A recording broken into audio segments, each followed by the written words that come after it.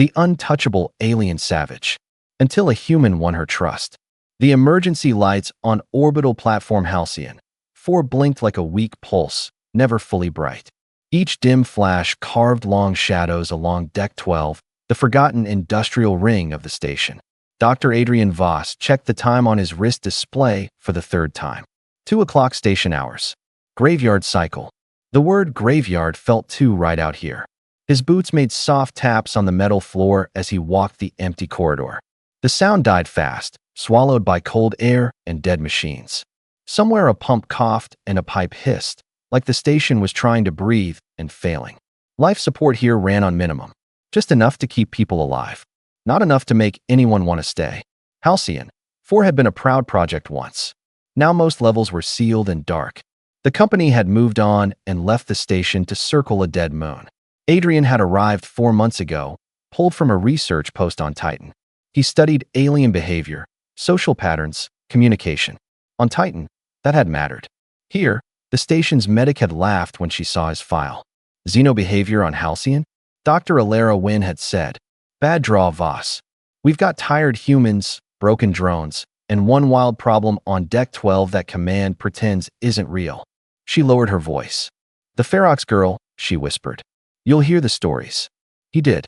3 years ago, something had appeared on the station. No ship record, no docking log, no name. Just a slim feral figure in security feeds, moving through the dark of Deck 12. Security went after her twice. The first time, 3 officers ended up in medical. The second time, half a conveyor system had to be rebuilt. After that, Command sealed most of Deck 12 and called her a non-critical anomaly. In whispers, she was a curse, a shadow, a warning. Alone in his lab, Adrian watched the old footage. Frame by frame, he saw long ears, sharp and alert, stripes across pale skin, bright eyes that flashed in the dark. The way she moved, light on her feet, always near vents, always with an exit ready. Dangerous, yes, but also cornered. Alara rolled her eyes when he mentioned her. "You're doing that rescue thing again," she said.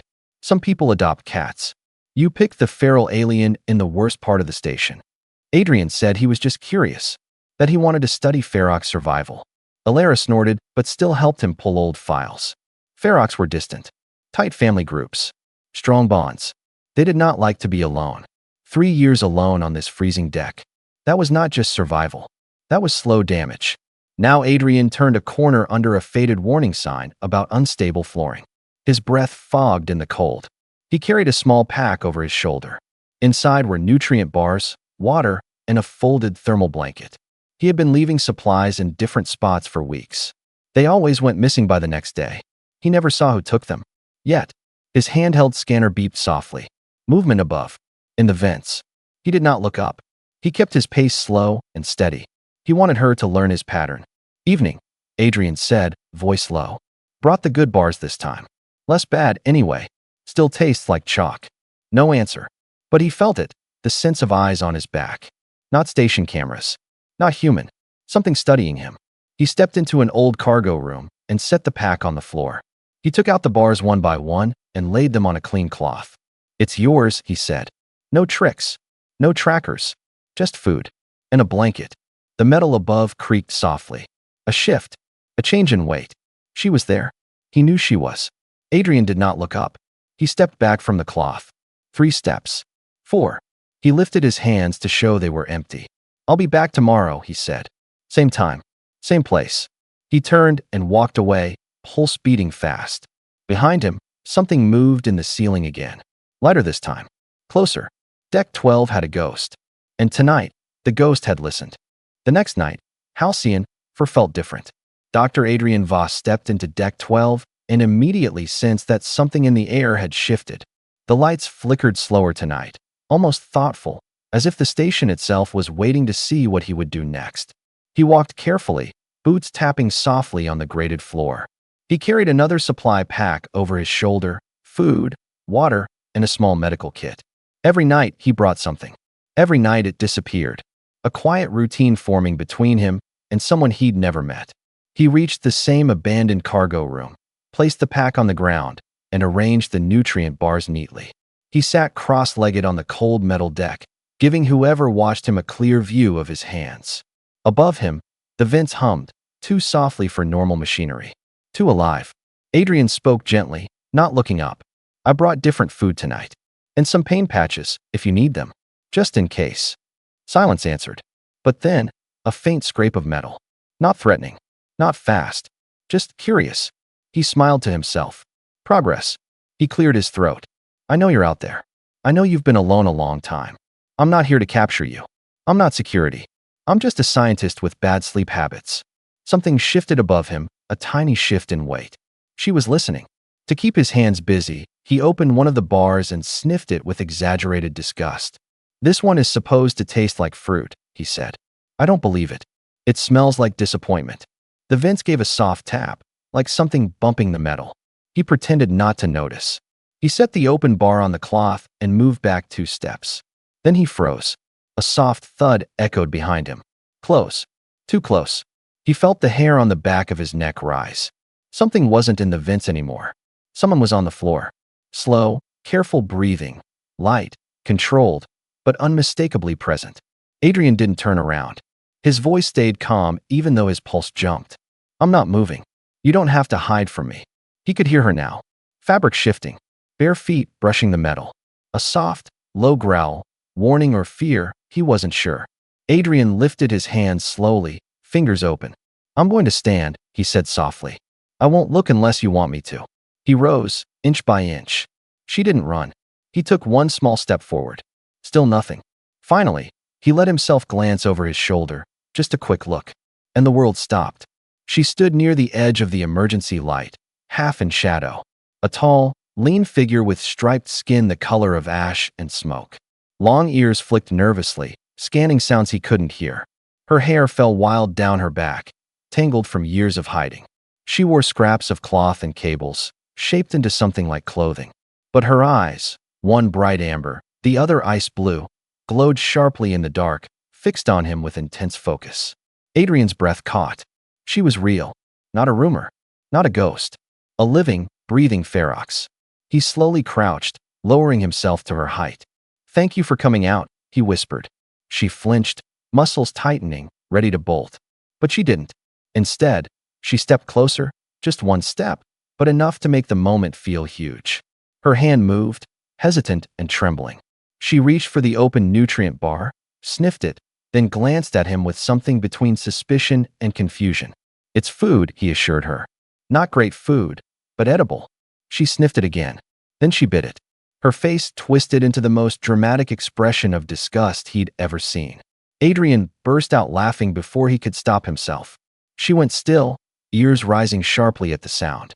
Her mismatched eyes studied him, trying to understand. It's terrible, right? He said. Honestly, I'm impressed you didn't spit it out. She didn't laugh, but something about her posture softened, just a little. She took another bite anyway and stared at him like she wanted him to know how much she hated it. He nodded. Yeah, I deserve that look. For the first time, her eyes left the food and stayed on him. Study, evaluation, recognition. Adrian pointed at himself. My name is Adrian. She blinked slowly. Her mouth moved. A small sound escaped, rough and broken, like someone who hadn't spoken in years. R.A. Virginia. Her voice was barely a whisper. Adrian's breath caught again. Rava, he repeated softly. That's your name. She flinched at hearing it spoken aloud, but didn't retreat. Rava took another bite, still glaring at the food, but she stayed. She stayed right there with him. Not in the vents. Not in the shadows. But in the open. It was the closest thing to trust he'd ever seen. Adrian sat on the cold floor, making no sudden moves. Thank you, Rava, he said quietly. For this. She didn't speak again. But she didn't run. And for him, that was more than enough. Dr. Adrian Voss returned to Deck 12 the next night with a strange mix of fear and excitement twisting in his stomach. He wasn't sure what would happen. Maybe Rava would be gone. Maybe she'd watch from the shadows again. Maybe he would never get that close to her again. But he went anyway. The corridor ahead was darker than usual. One of the emergency lights had burned out completely, leaving the hallway in a deep orange glow. Air drifted in thin, cold waves. The hum of the station seemed quieter, like Halcyon, for itself was holding its breath. Adrian stepped into the cargo bay and felt the same prickling sensation crawl up his neck. She was here. Somewhere. He placed his bag down carefully on the same cloth he used every night, trying to show consistency. Trust came slowly. Predictable steps helped. I brought different food today, he said softly. And something sweet. Humans eat sugar when stressed. Thought maybe you'd like to try it. No sound came from above. Not yet. But the silence felt alert. He unwrapped a small caramel cube, sniffed it, and winced dramatically. It smells like melted plastic, he said. But it tastes better than it looks. I promise. A light metallic thump echoed from somewhere near the vents. Closer. Very close. Adrian placed the caramel on the cloth and backed away. For a moment, nothing happened. Then a shape dropped from the overhead pipes with the grace of a cat. She landed silently, her bare feet making no sound on the steel floor. Her stripes glinted faintly in the low light. Shadow and silver mixed across her skin. Rava straightened slowly, keeping her amber eye locked on him while the blue eye scanned the room. Always aware, always ready to run. But she didn't run. She stepped toward the cloth. Adrian stayed still, hands open at his sides. Rava crouched down, sniffed the caramel with deep suspicion, then flicked her gaze toward him as if asking silently, "Are you seriously offering me this?" He lifted his shoulders. "I mean, humans like it." She placed one finger on the candy, testing its softness. Then she lifted it to her nose again, bared her teeth once, and quickly put it in her mouth. Her face froze. Adrian waited. Rava chewed slowly. Her eyes widened. Her ears rose.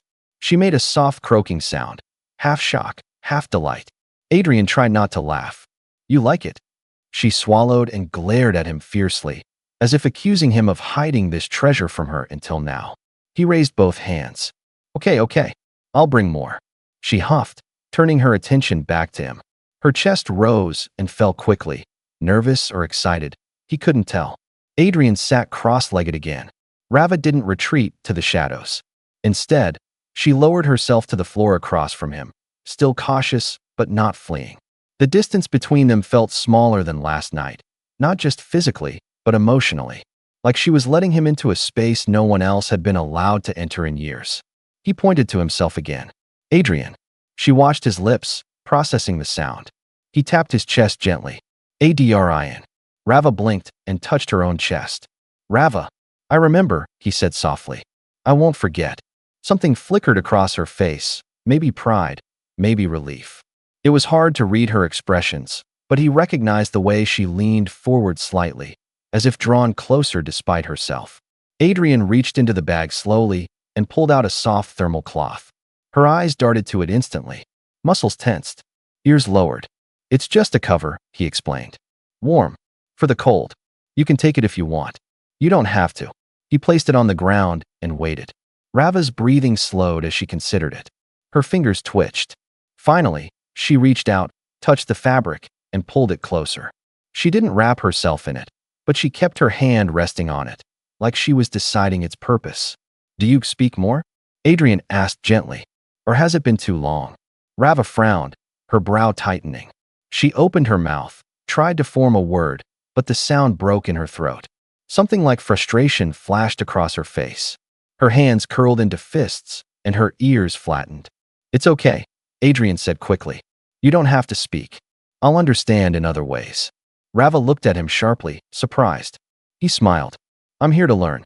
You don't have to do anything you don't want to." She stared at him for a long moment, analyzing, testing, measuring. Then, slowly, her posture relaxed again. Her hands uncurled. Her ears rose slightly. She shifted closer by a few inches, barely noticeable, but enough that Adrian felt it like a quiet victory. The humming pipes overhead vibrated slightly. A cold wind slipped through the corridor. Rava lifted the thermal cloth and placed it over her shoulders, pulling it tight. Adrian's heart warmed. She accepted the gift. And not just the cloth. She accepted him. He leaned back on his hands. "I'll keep coming," he said softly. "Every night. If you want me to." Rava's mismatched eyes glowed faintly in the emergency light. She didn't speak, but she gave a single, slow nod. And for Adrian, that was more meaningful than any words. The moment Adrian stepped onto deck 12, the air felt wrong.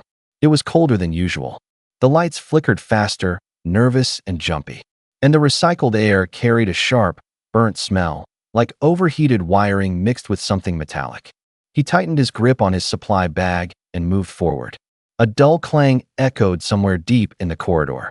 Then another, louder, like a piece of machinery collapsing. Halcyon 4 had many dying systems, but this sound wasn't mechanical. This sound was alive. As he turned a corner, his scanner vibrated violently. He lifted it, expecting another malfunction, but instead, he saw a bright red flash on the display. Ferox's blood detected. Adrian's stomach dropped. "Rava?" he called out, voice cracking slightly. No answer. He moved faster, following the scanner's pulse down a narrow hallway where the emergency lights were barely hanging on. The floor here was colder than the rest of the deck. Thin mist curled around his ankles. Broken crates lay scattered across the path, pushed aside by something moving in a hurry. Then he saw it. A smear of dark red on the wall. Fresh. His heart pounded. "Rava, where are you?" Another smear. Then a long streak on the floor, as if someone had slid or struggled. Adrian followed it into an old maintenance bay, the kind technicians probably hadn't entered in years. Half the room was collapsed, metal beams jutting out at dangerous angles. The shadows seemed deeper here, swallowing the corners whole. And in the far corner, something moved. Adrian stepped closer, breath held tight in his chest. Rava was crouched against the back wall, her body half hidden by scrap metal. One hand pressed tightly against her shoulder, where blood seeped between her fingers and dripped onto the floor. She looked smaller this way. Not wild, not dangerous, just hurt and afraid. When she noticed Adrian, her ears shot back instantly. She hissed, a low, broken sound filled with warning and panic. Her eyes, usually sharp and bright, looked unfocused, clouded by pain. "Easy," Adrian whispered, raising both hands. "It's me, Adrian." She bared her teeth. Not at him, but at the pain. Her legs trembled as she tried to push herself farther into the corner, instinct telling her to hide, even though there was nowhere left to run. Adrian knelt, careful to keep space between them. "You're bleeding a lot," he said softly. "If you don't stop it soon, you'll get sick. You know that." Rava's breathing was too fast, shallow and ragged. She clutched a broken metal pipe in her good hand, gripping it like a weapon even as her strength slipped away. Adrian opened his medical kit slowly, letting her see everything he was doing. "No tricks," he said. "Just help."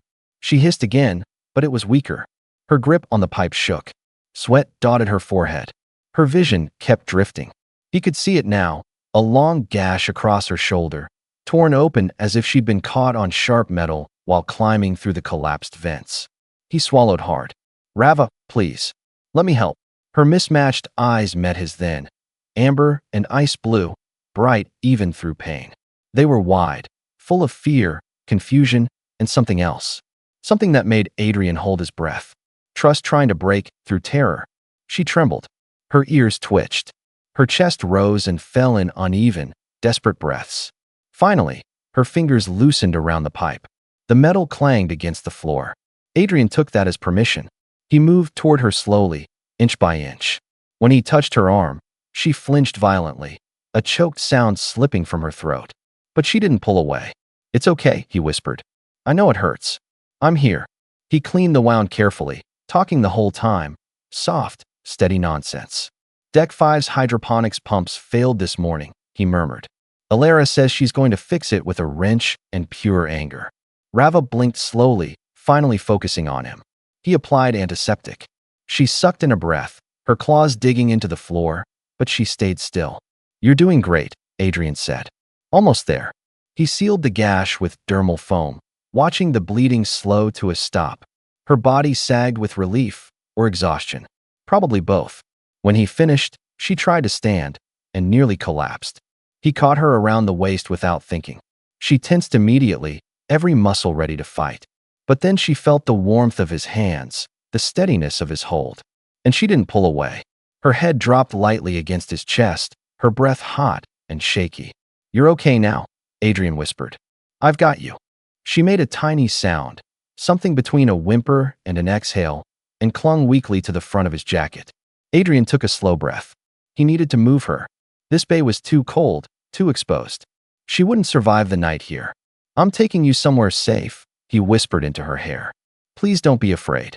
Her fingers tightened around him, barely, but enough to say yes. So Adrian lifted Rava gently, her weight light in his arms, and carried her out of the shadows of Deck 12. For the first time, she let herself be held. And for the first time, Adrian realized.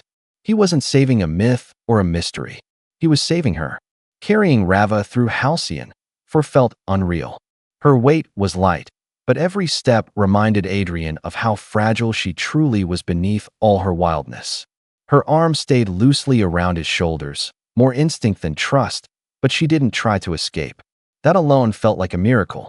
The station was unusually quiet as they moved. Most workers were asleep, and anyone still awake walked with their heads down, too tired to notice a scientist carrying an injured alien girl through dim hallways.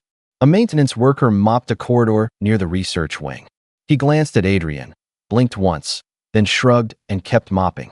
Halcyon, had seen too many strange things to question one more. "You're doing great," Adrian whispered. "Almost there." Rava's breathing was still uneven. She pressed her forehead against his shoulder, eyes closed, as if the light here was too bright compared to the darkness of Deck 12. Her fingers clutched his jacket in weak, trembling twitches. He reached his quarters, a small single-room unit connected to the xenobiology lab. He unlocked the door, guided her inside, then paused. The moment she crossed the threshold, every muscle in her body went rigid. Her head snapped up, her eyes widened, her ears flattened tight against her skull. She stared around the cramped room, bed, desk, dim overhead light, and froze. A room. Walls. Only one exit. No vents big enough to escape through. Her breathing quickened in panic. Adrian felt the shift immediately. She wasn't just scared, she was terrified. A feral instinct rising fast. "Hey," he said softly, keeping his hands visible. "It's okay. You're safe here. No traps. No locks you can't open." He moved slowly to the door panel, pointed to a round metal button. "This is the manual release. You push this, and the door opens. You're never stuck. Never trapped. I promise." Rava's gaze locked on the button. She stepped forward, weak but determined, and pressed it. The door slid open with a soft hiss. She pressed it again. The door closed. She pressed it once more. Open, then closed. Adrian waited silently, letting her check it as long as she needed. She kept pressing it. Open, close, open. The rhythm growing slower each time, her shoulders gradually dropping from her ears. Finally, she stepped back, leaning against the wall as if the tension in her legs had drained away. Her breathing steadied. Her claws retracted. Her eyes softened just enough to show she wasn't panicking anymore. Adrian guided her toward the bed. "You should lie down," he murmured. "You lost a lot of blood." She hesitated, staring at the bed like it was some strange new machine. Her hand brushed the blankets, testing their softness the same way she tested everything. Slow, cautious, unsure. "You can rest," he said gently. "I'll stay on the couch." The moment he stepped away, her hand shot out and grabbed his sleeve. Strong, fast, desperate. Her mismatched eyes stared into his with a silent message. "Don't leave." Adrian swallowed, stunned by the raw fear in her expression. She wasn't afraid of him. She was afraid of being alone. He nodded. "Okay," he whispered. "I won't go." Her grip loosened, but she didn't let go completely. She tugged him toward the bed, her movements small and unsure. Adrian sat beside her slowly, careful not to startle her. Rava crawled onto the mattress with slow, shaky limbs. She curled on her side, instinctively facing the room's only exit, and tugged at his sleeve again, pulling him gently but firmly closer. He moved beside her, leaving a safe amount of space. But she didn't want space. With a soft, almost fragile motion, Rava shifted forward until her forehead rested against his chest again, like earlier, but now in a warm, quiet room instead of a freezing, abandoned deck. Her breath brushed against his shirt. Her fingers found the fabric of his jacket again, curling around it with weak determination.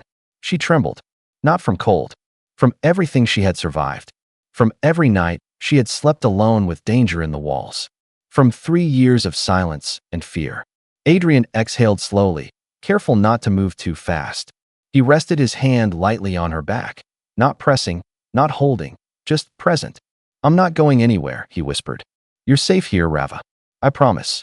She made a tiny sound, a soft chirp or sigh, something instinctive, vulnerable, almost childlike. The sound nearly broke him. Her shaking eased. Her breathing deepened. Little by little, her grip relaxed, but she didn't let go. Minutes passed. Maybe hours. Adrian didn't dare check the time. The emergency light outside flickered through the small window, painting the room with soft pulses. Rava's ears twitched occasionally, reacting to distant sounds, but she didn't lift her head. She stayed pressed against him, trusting him completely in a way that felt overwhelming and fragile. Adrian kept still, heart beating steady against her cheek. "Rest," he whispered. "I'm here." At last, Rava's body relaxed fully. Her breathing grew slow and even. She was asleep. And for the first time in years, she wasn't sleeping alone. Artificial morning light slowly faded into Adrian's small room, turning the metal walls a soft gold.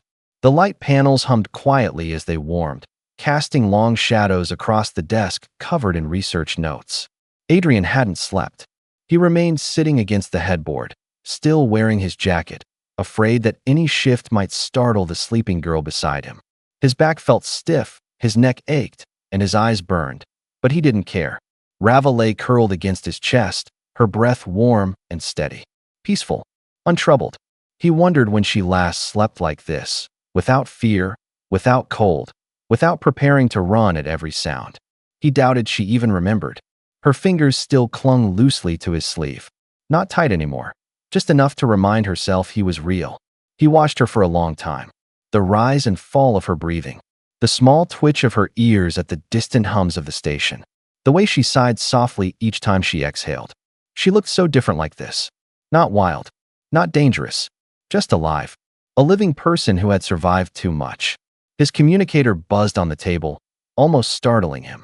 He reached out carefully to silence it before the noise woke her. One blinking message from Dr. Alara Wynn read, "Are you dead? Or making terrible decisions? Respond." He typed back with one hand. "Not dead. Complicated. We'll explain later. Do not alert security." He set the device down just as Rava stirred. Her ears twitched first, catching some distant vibration.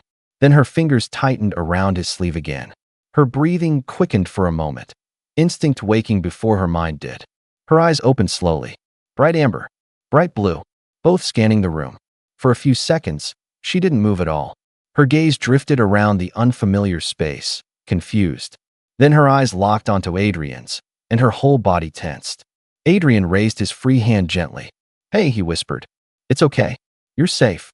She stared at him, long, searching, frightened, but she didn't pull away. Her claws didn't extend. She didn't hiss. Instead, she blinked once. Twice.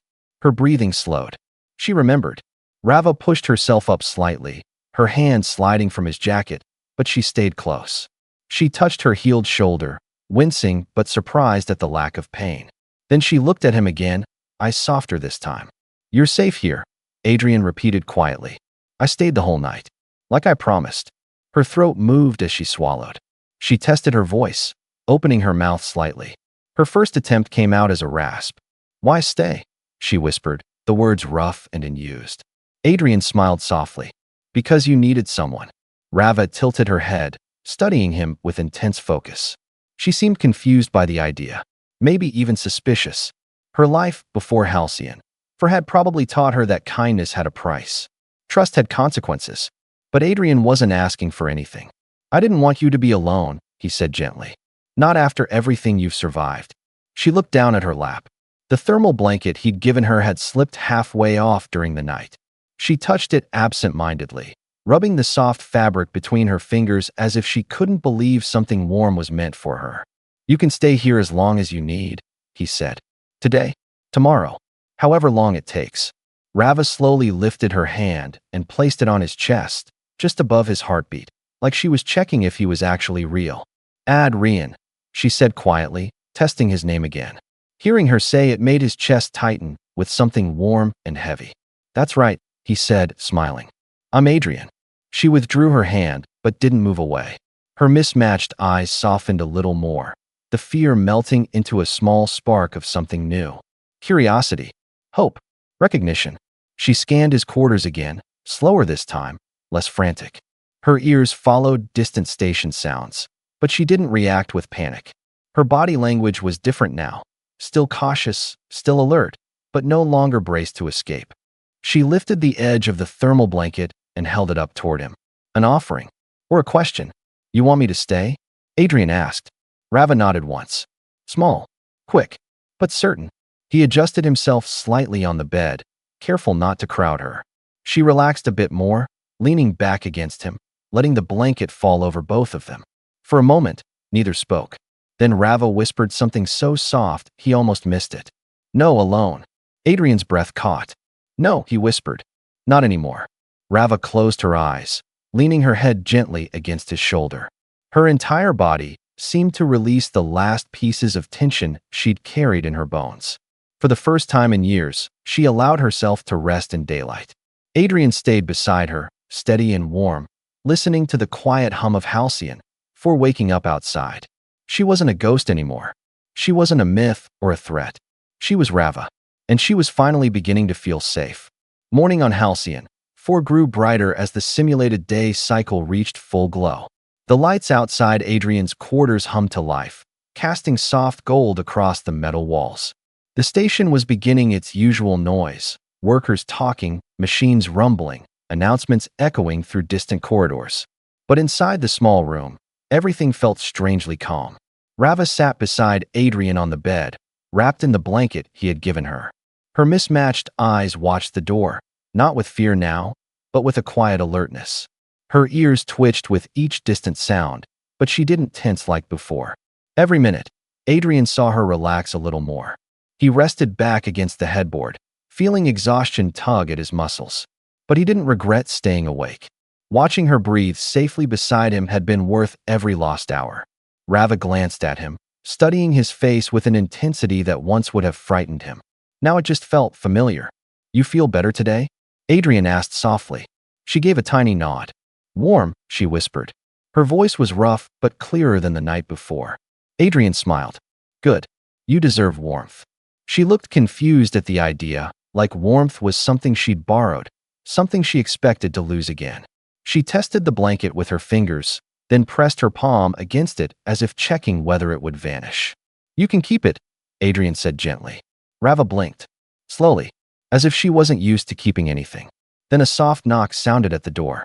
Rava jolted instantly, ears flat, muscles coiled like a cornered animal.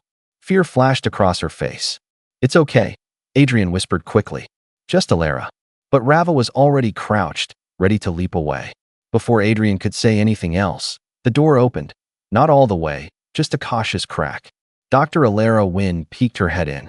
Adrian, are you alive? She whispered. But the moment she spotted Rava, she froze, eyes wide. Rava hissed softly, stepping back, her claws ready. Whoa, Alara breathed. Okay. Yep. Definitely alive. Definitely making terrible decisions. Adrian lifted his hands. Alara, don't come in fast. Please. Alara swallowed and slowly stepped inside, closing the door behind her. She kept her distance, hands raised in peace. Rava's breathing was fast again, panic rising like a wave. Adrian moved closer to her without touching. It's okay, Rava. She's a friend. Rava's eyes flicked between them, reading, judging, calculating. Her claws trembled. Alara spoke carefully. Hi, Rava. I'm Alara. Don't bite. Rava made a confused sound. Adrian almost laughed. Maybe simplify, Alara. Alara nodded. Right. Okay. I won't hurt you. I'm here because I care about this idiot. She pointed at Adrian. And I want to help. Rava didn't lower her guard, but she didn't attack either. A good sign. Adrian stepped between them slightly, not shielding Rava, but giving her something familiar to focus on. Rava, listen. You don't have to trust her right away. Just try to breathe. You're safe. Her claws slowly retracted. Her breathing steadied. She moved closer to Adrian, her shoulder brushing his arm. Alara watched them, eyebrows raised. Oh wow, she muttered. She actually trusts you. Adrian nodded softly. Yeah, she does. Rava looked up at him when he said it. Her expression shifted, something small and warm moving behind her eyes.